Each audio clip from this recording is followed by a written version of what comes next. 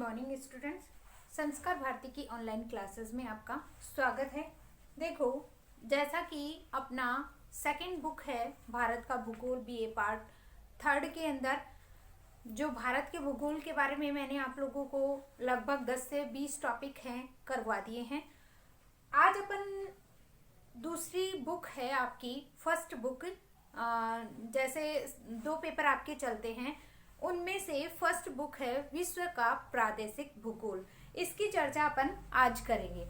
ठीक है, विश्व का प्रादेशिक भूगोल। विश्व के प्रादेशिक भूगोल के अंदर अपन सबसे पहले उसके अंदर ये जानेंगे कि विश्व के प्रादेशिक भूगोल का जो वर्णन है वो प्रदेश, देखो जैसे मान लो भूगोल के अंदर क्या है, आपके प्रादेशिक क्षेत्रों के अंदर बांट कर क्या किया गया है, भूगोल का, विश्व के भूगोल का वर्गीकरण किया गया है। जैसे मैंने आप लोगों को कल लिखवाया था, सिलेबस है, जैसे सबसे पहले एशिया है, उसके बाद में यूरोप है, उसके बाद में यूरोप के बाद में आपका उत्तरी अमेरिका है, दक्षिणी अमेरिका है, ब्राजील है, न्यूजीलैंड है, ऑस्ट्रेलिया है। ये तुम्हारे सिलेबस के अंदर लगते हैं। ये जो आपके सिलेबस के अंदर लगते हैं और इस सिलेबस के आधार पे ही अपन को क्या है पढ़ना है। तो सबसे पहले इसका नाम रखा गया विश्व का प्रादेशिक भूगोल। आपकी बुक का नाम है विश्व का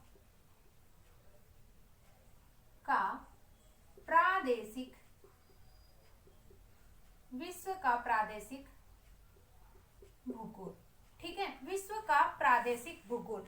अब सबसे पहले विश्व के प्रादेशिक भूगोल को पढ़ने के लिए अपन को क्या है, प्रदेश के बारे में जानना जरूरी है। भूगोल का मतलब तो आपको समझ में आ ही गया होगा। जैसे मान लो 11th में पढ़ा, 12th में पढ़ा, फर्स्ट ईयर, सेकेंड ईयर, अब आप लोग क्या है थर्ड ईयर में आए हो। तो प्रदेश का अर्थ समझना है। भूगोल का तो आप लोगों को ध्यान ही है कि पृथ्वी के ऊपर जितनी, जैसे अपन भूगर्भ के ऊपर, भूमि के ऊपर खड़े हैं और खड़े होकर चारों तरफ जो अपन को आवरण दिखाई दे रहा है, जो कुछ अपन को पेड़ पौधे, नदी, झरने, तालाब, जो पहाड़ी क्षेत्र है, पर्वतीय क्षेत्र है, घाटी है, आपके पठार हैं, जो कुछ अपन को दिखाई देता है वो किसके अंदर सम्मिलित किया जाता है, भूगोल के अंदर सम्मिलित किया जाता है। भूमि का अध्ययन करना ही क्या है, पृथ्वी का अध्ययन करना ही क्या है, आपका भूगोल है। यानी कि पृथ्वी के ऊपर जो भी संपदा के रूप में, जो भी खनिज संसाधनों के रूप में जितने भी पदार्थ हैं, जितने भी स्थलाकृतियां हैं, या अपना जो संपूर्ण भूभाग है, उसका अध्ययन करना ही क्या है, आपका भूगोल है। उसी के साथ साथ अपन पढ़ते हैं प्रादेशिक भूगोल। प्रादेशिक भूगोल को पढ़ने के लिए आपका भौगोलिक अध्ययन में क्या है, दो प्रधान विधियों को सम्मिलित किया गया है। भौगोलिक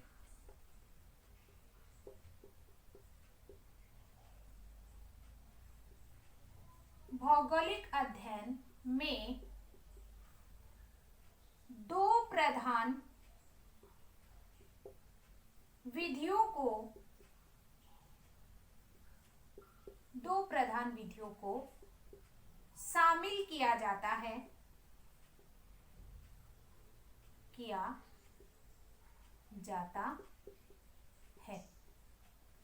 अब वो दो क्या है आपकी, पहला है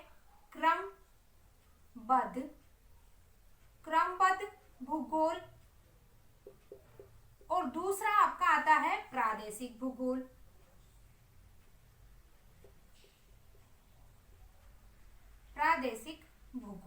ठीक है, इस तरीके से क्या है, भौगोलिक अध्ययन के अंदर जो अपना अध्ययन है उसको दो विधियों के अंदर बांटा गया है। किसको, भूगोल के अंदर आपका जितना भी अध्ययन है उसको दो विधियों के अंदर बांटा गया है। पहली विधि है आपकी क्रमबद्ध भूगोल, यानी सिस्टमैटिक रूप से जो अध्ययन किया जाता है, आपका क्रमबद्ध रूप के अंदर जिसका अध्ययन किया जाता है वो क्या कहलाता है, आपका क्रमबद्ध भूगोल, या सिस्टमैटिक रूप से जिसका अध्ययन किया जाता है वो आपका क्या कहलाता है, क्रमबद्ध भूगोल कहलाता है। दूसरा आता है प्रादेशिक भूगोल। प्रादेशिक भूगोल के अंदर क्या होता है, संपूर्ण क्षेत्र की छोटी छोटी इकाइयों के रूप में क्या किया जाता है, अध्ययन किया जाता है। यानी कि संपूर्ण क्षेत्र को, कोई भी एक संपूर्ण क्षेत्र है उसको क्या कर दिया जाता है, छोटी छोटी इकाइयों के अंदर बांटकर उसका अध्ययन किया जाता है। वो क्या है आपका प्रादेशिक या प्रदेश का भूगोल कहलाता है या प्रादेशिक भूगोल कहलाता है।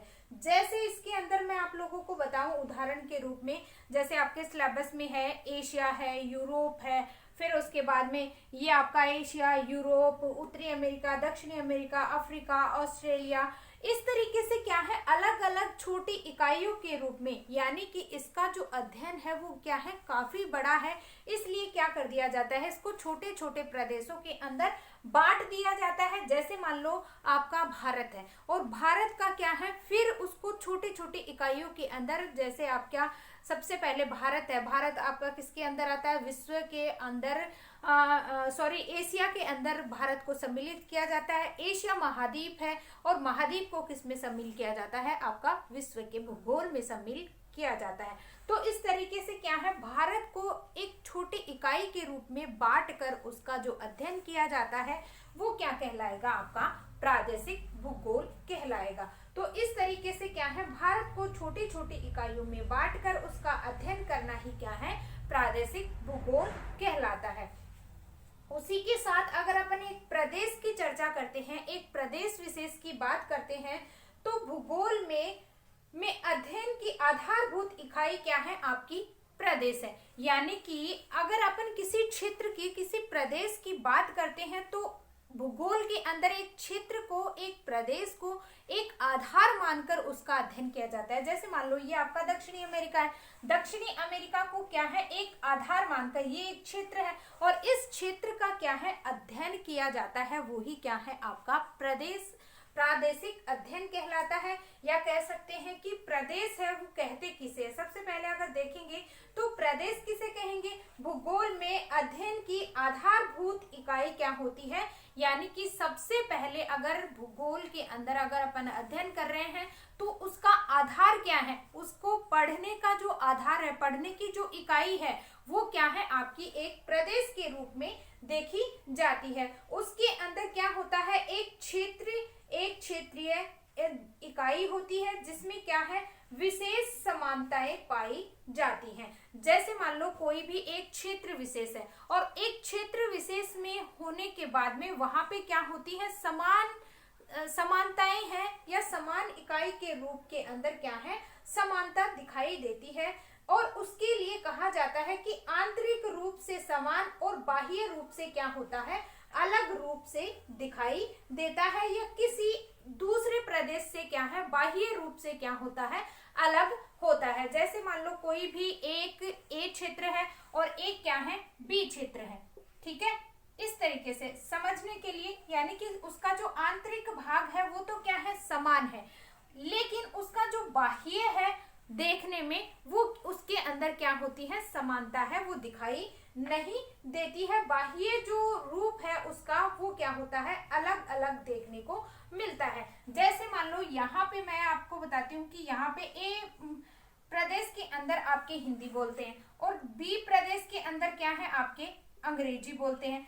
इनका जो स्थल रूप है वो देखने में एक जैसा लगता है, लेकिन यहाँ पे जो लोग रहते हैं उनकी जो भाषा है वो क्या हो जाती है आपकी अलग हो जाती है। और इस क्षेत्र के अंदर ये जो बीच वाला स्थान होता है, इस बीच वाले स्थान के अंदर ए भाषा के लोग और बी भाषा के लोग दोनों क्या है इसके अंदर सम्मिलित होते हैं। तो इस प्रकार से ए भाग के अंदर जो आंतरिक रूप होता है उसकी तो क्या होती है समानता पाई जाती है, लेकिन जो बाह्य रूप होता है उसमें क्या होती है आपकी भिन्नता है दिखाई देती है। ये एक ऐसे ही उदाहरण के रूप में मैंने आप लोगों को बताया है। तो सबसे पहले ये देख लेते हैं कि कोई भी भूगोल जो होता है किसी भी क्षेत्र का भौगोलिक अध्ययन करने के लिए उसके अंदर दो विधियों को काम में लिया जाता है।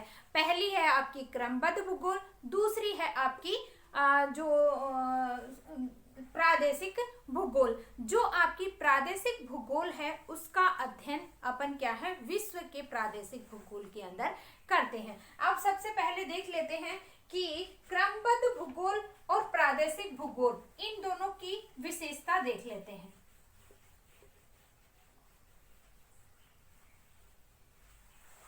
पहली है क्रमबद्ध,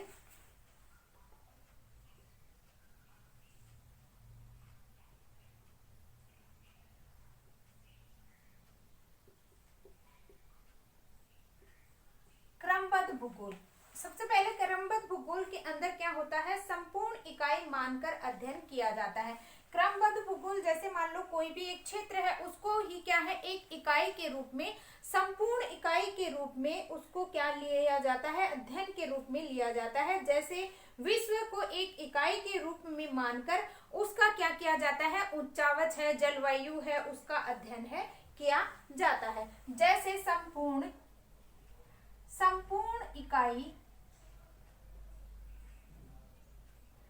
इकाई मानकर, संपूर्ण इकाई मानकर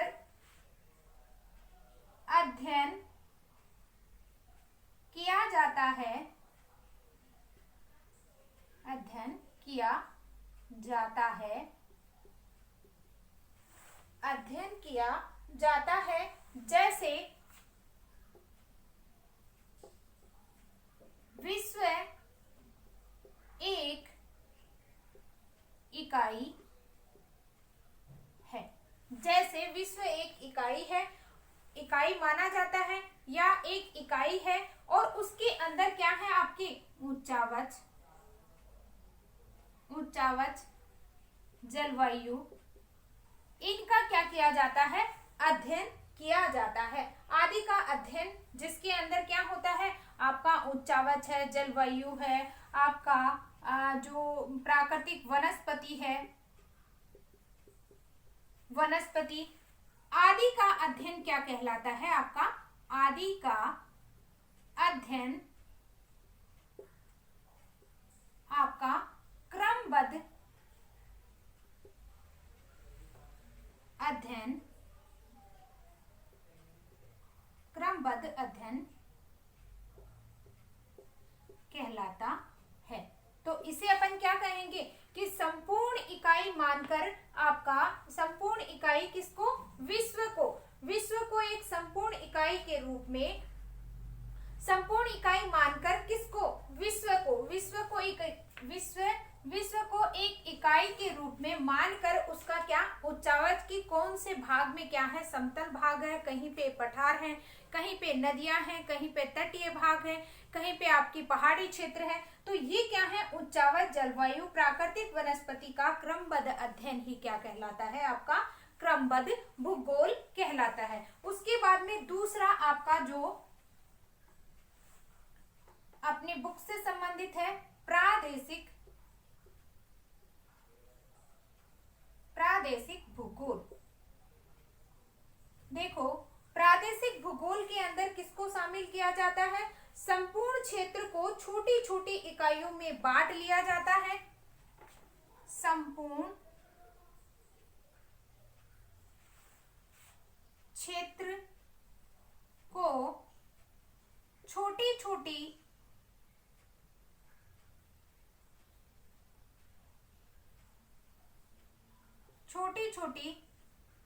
इकाइयों में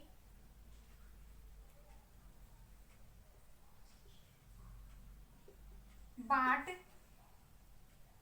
लिया जाता है। जैसे भारत, ठीक है, जैसे क्या है आपका भारत, और भारत को छोटी छोटी इकाइयों में बांटकर अध्ययन करना ही क्या है, आपका प्रादेशिक भूगोल कहलाता है। और इसी के साथ साथ आपका जैसे एशिया, दूसरा यूरोप, इनको क्या है अलग अलग रूपों के अंदर बांटकर उसका क्या है संपूर्ण अध्ययन कहलाता है प्रादेशिक भूगोल। ठीक है, तो इसके अध्ययन के रूप में अपन आगे चर्चा करेंगे कि भारत को क्या है छोटी छोटी इकाइयों में बांटकर उसका अध्ययन करना ही क्या कहलाता है, आपका प्रादेशिक भूगोल कहलाता है।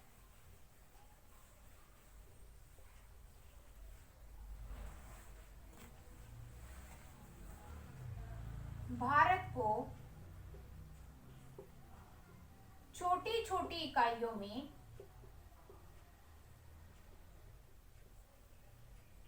में बांट कर अध्ययन करना ही प्रादेशिक भूगोल कहलाता है। ठीक है, तो इस तरीके से क्या है, ये प्रादेशिक भूगोल है आपका कहलाएगा। किसी क्षेत्र के अंदर आपको एक प्रदेश के रूप में बांटकर, जैसे आपका भारत है वो क्या है, एशिया महाद्वीप से अलग हुआ। एशिया महाद्वीप से अलग होने के बाद में उसका क्या है, एक प्रदेश के अनुसार उसका जब अध्ययन किया जाता है तो उसे क्या कहा जाता है, प्रादेशिक भूगोल है वो कहा जाता है। अब सबसे पहले देखेंगे कि प्रदेश क्या होता है। सबसे पहले देखो, बुक के अंदर आपका प्रदेश है, प्रादेशिक भूगोल दे रखा है। तो सबसे पहले देखेंगे कि प्रदेश क्या होता है, किसे कहेंगे अपन प्रदेश। ठीक है,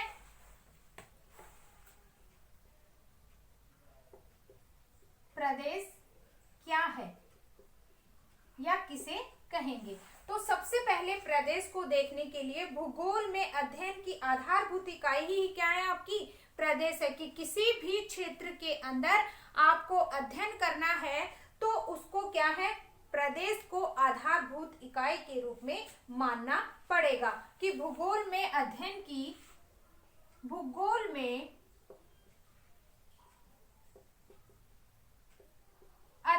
की आधारभूत इकाई को प्रदेश कहा जाता है। किसकी आधारभूत इकाई को क्या कहा जाता है, प्रदेश कहा जाता है। जिसमें क्या है, क्षेत्रीय इकाई, जिसके अंदर कुछ जो क्या है, एक क्षेत्रीय इकाई के रूप में जिसमें कुछ विशेष समानताएं पाई जाती है। यह एक क्षेत्रीय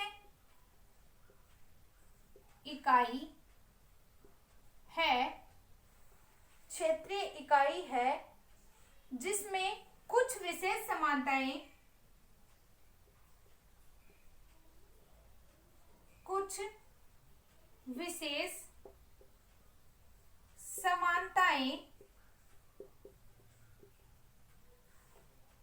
पाई जाती हैं।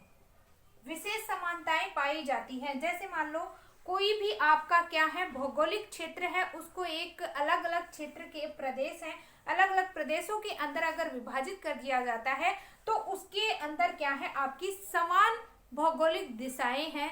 जैसे भारत के अंदर थार का मरुस्थल है तो उसको एक अलग प्रदेश के रूप में पढ़ा जाता है, तो उसकी क्या है, अलग विशेषताएं देखने को मिलती हैं। ऐसे ही भारत का उत्तरी पर्वतीय प्रदेश है, वो क्या है, एक अलग प्रदेश के रूप में उसको पढ़ा जाता है। वो एक पूरा आपका पर्वतीय क्षेत्र कहलाता है और उसके अंदर आपकी अलग विशेषताएं हैं देखने को मिलती हैं। तो इस तरीके से क्या है, आपके अलग अलग रूपों से अलग अलग प्रदेशों को पढ़ा जाता है। अब प्रदेश की विशेषता के रूप में प्रदेश की परिभाषा के रूप में विडाल डिला ब्लास ने प्रदेश की क्या दी, एक परिभाषा के रूप में माना, जो आपका क्या है, मानव भूगोल का जनक के रूप में जाना जाता है। किसे, विडाल डिला ब्लास ने। वह क्षेत्र विशेष जिसमें भौतिक और सांस्कृतिक समानताएं पाई जाती हैं उसे पेज कहा गया, और पेज का अर्थ होता है लघु प्रदेश। ये किसने कहा, विडाल डिला ब्लास ने। अब सबसे पहले आपका राइटर के आधार पे प्रदेश का अर्थ बताया गया। कौन कौन से अर्थ, विडाल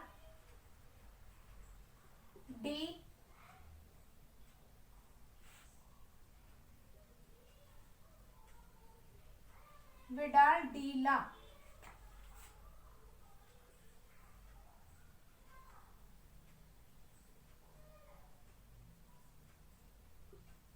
विडाल डिला ब्लास के अनुसार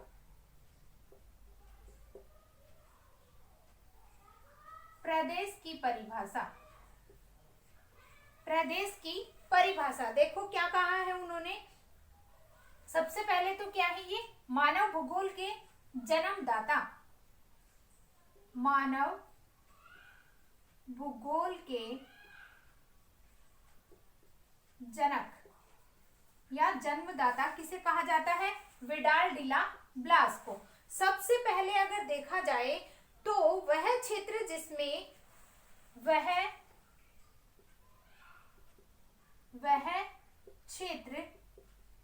जिसमें विशेष सामाजिक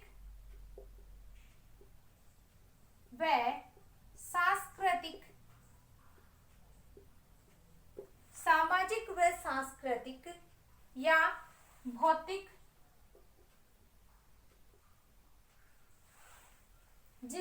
जिसमें सामाजिक एवं सांस्कृतिक समानताएं पाई जाती हैं, भौतिक समानताएं पाई जाती हैं, उसे पेज कहा। वह पेज का अर्थ होता है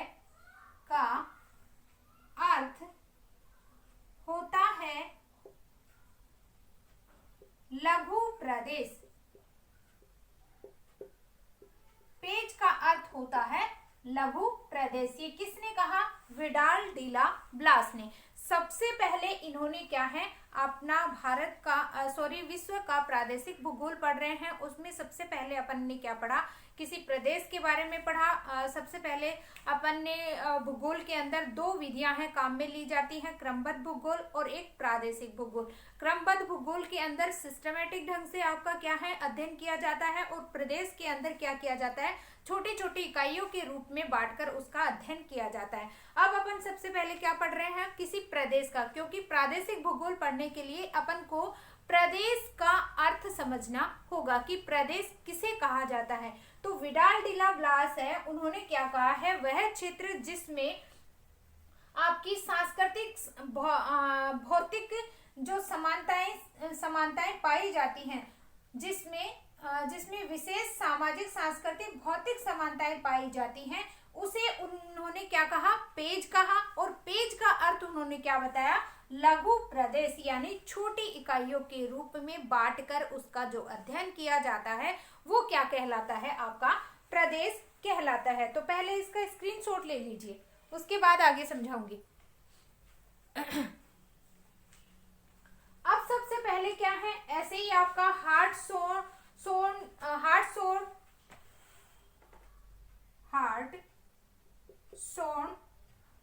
ने भी अपनी परिभाषा दी प्रदेश को लेकर।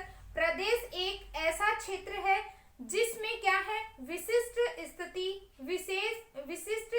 व विशेष अभिलक्षण रखता है। जैसे मान लो कोई भी एक प्रदेश है और वो क्या है, एक विशिष्ट स्थिति या कह सकते हैं कि विशेष अभिलक्षण रखता है। जैसे भारत के अंदर आपके मानसूनी जलवायु है वो पाई जाती है, तो भारत के लिए क्या है, ये एक विशिष्ट लक्षण है, विशिष्ट अभिलक्षण देखने को मिलता है। इसलिए हार्टसोन ने क्या कहा है, किसी भी क्षेत्र के अंदर विशिष्ट स्थिति या विशिष्ट अभिलक्षण है देखने को मिलता है, वो ही आपका क्या कहलाता है, प्रदेश कहलाता है। जैसे भारत के अंदर मानसूनी जलवायु पाई जाती है, संयुक्त राज्य अमेरिका के अंदर अलग पाई जाती है, आपके दक्षिणी अमेरिका के अंदर अलग पाई जाती है। तो इस तरीके से क्या है, आपके अलग अलग क्षेत्रों के अंदर जलवायु का, जैसे भारत के राजस्थान वाले क्षेत्र के अंदर देखा जाए तो उष्णकटिबंधीय जलवायु पाई जाती है। आपकी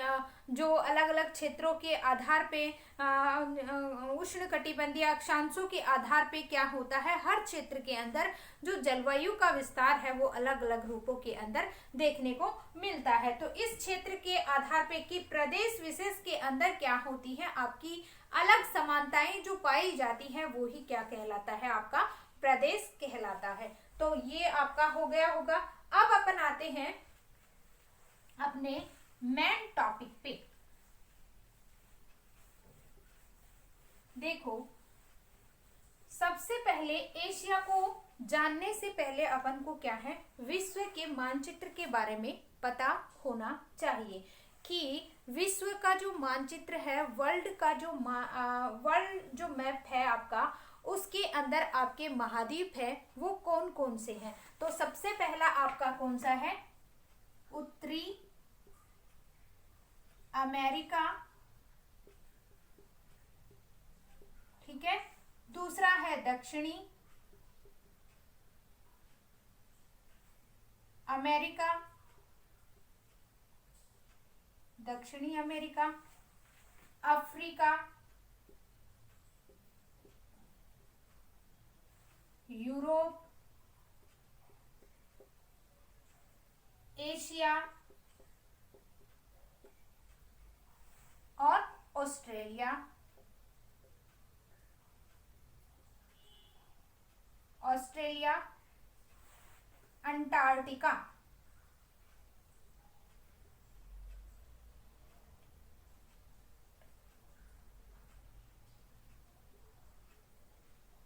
ठीक है। ये क्या है, आपके विश्व के अंदर 7 महाद्वीप होते हैं। विश्व के 7 बड़े महाद्वीप हैं जिसके अंदर संपूर्ण विश्व है वो समाया हुआ है। अब क्या है, आपके यहाँ पे जो सबसे बड़ा महाद्वीप है, महासागर है, प्रशांत महासागर,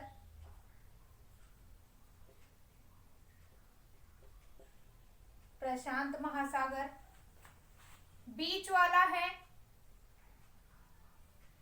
अंध महासागर, अंध महासागर। यहाँ पे ये जो भारत के नीचे है, हिंद महासागर,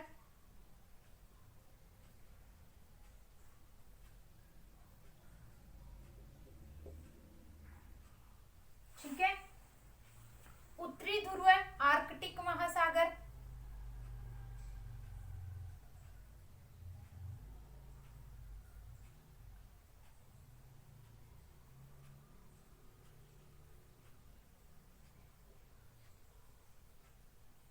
आर्कटिक महासागर,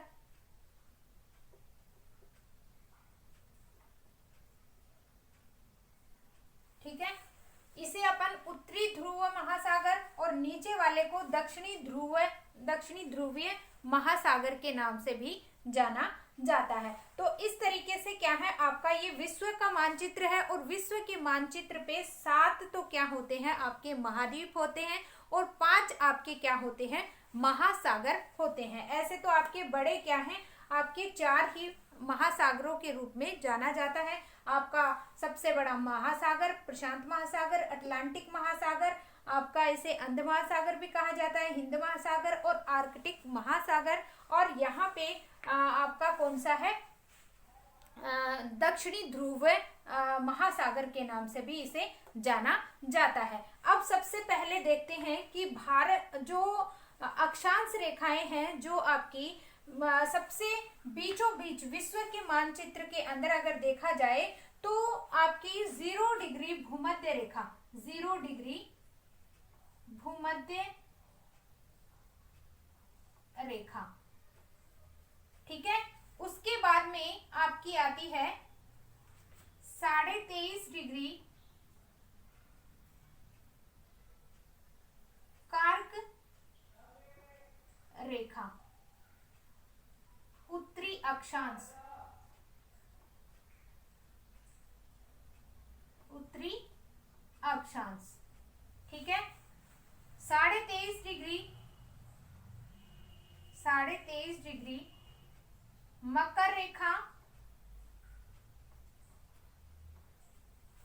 जो दक्षिणी अक्षांश, दक्षिणी अक्षांश, ठीक है।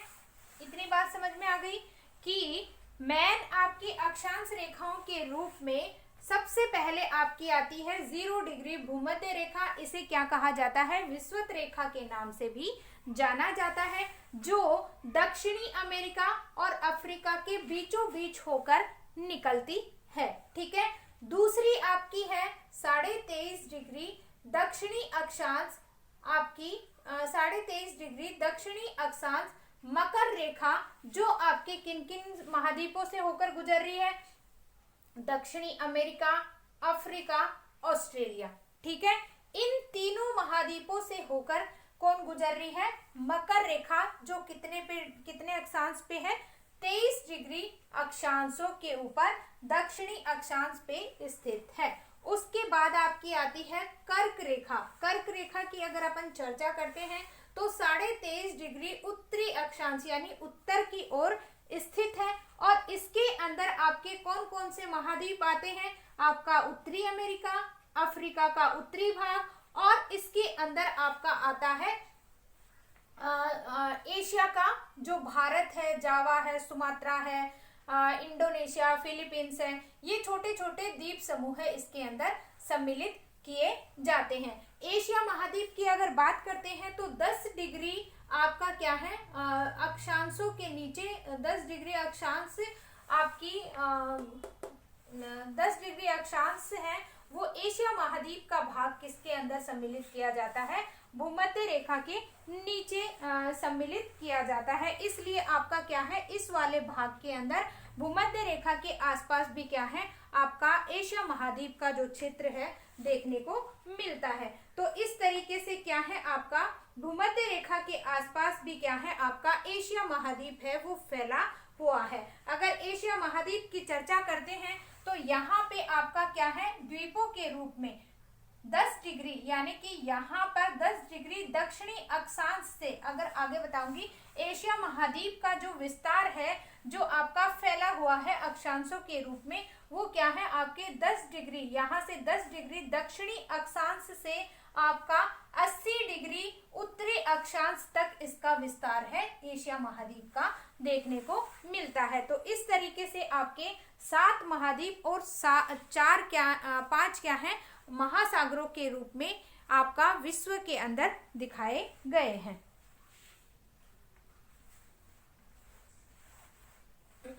नोट कर लेते हैं, विश्व में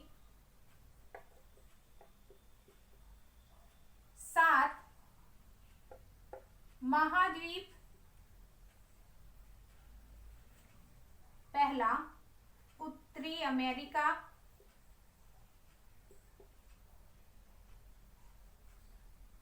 दक्षिणी अमेरिका,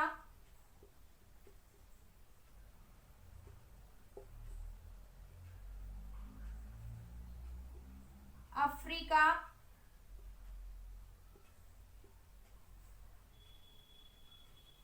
यूरोप, एशिया, ऑस्ट्रेलिया,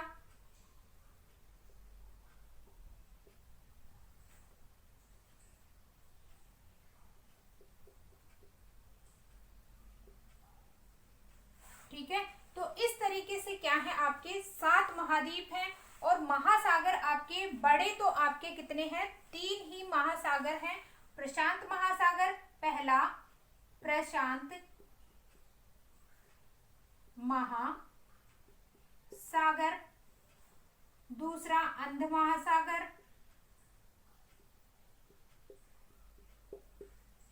अंध महासागर, और तीसरा हिंद महासागर।